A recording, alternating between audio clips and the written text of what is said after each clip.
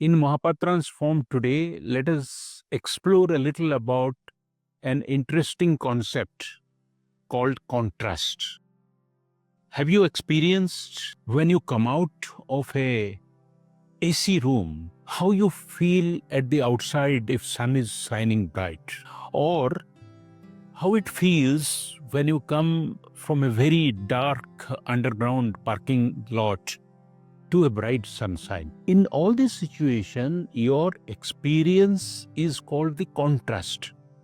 Contrast is the stark difference in experiences. It may be wealth, it may be materiality, it may also be related to experiences, it may be relating to many other things which we notice as something where the human experience element, which says that all of us must understand that we notice it without trying for it. Now, how this contrast works? Actually, psychologists say that contrast is the spice of life.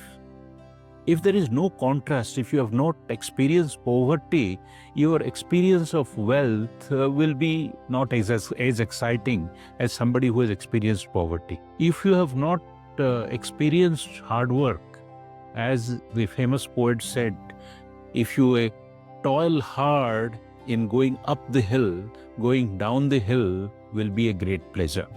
So it jolts our senses, it energizes our work, because this contrast brings that difference between darkness and light, between soft and hard, between clean and unclean, and unappreciated, the best. It's not just visual, as I told you.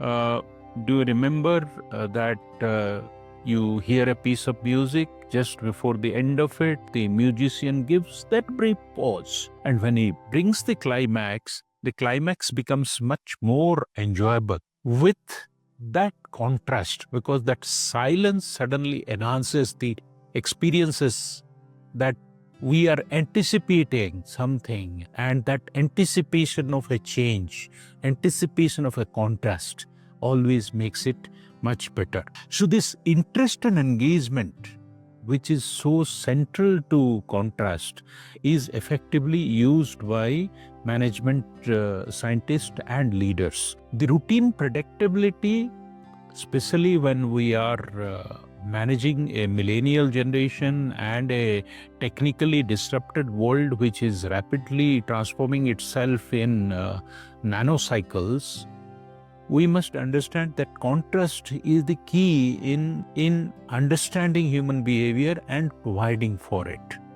Now, let's say that we are working on a project. If in this project, we first solve all the difficult parts, then the contrasting experience will make the experience of the later part of the project seem to be easier and doable and attainable. Another example is that when you are looking for a perfect solution, you go for the minimum viable product, because you have cracked the basic part of it, and the contrast of just embellishment will look much easier.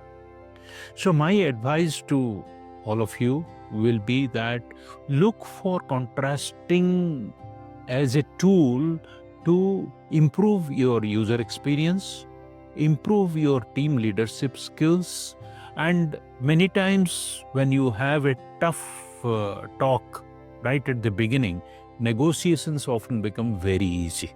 So everywhere contrast can be applied once you are conscious about it and once you do about it, the way in which you recognize the power of it. Thank you very much.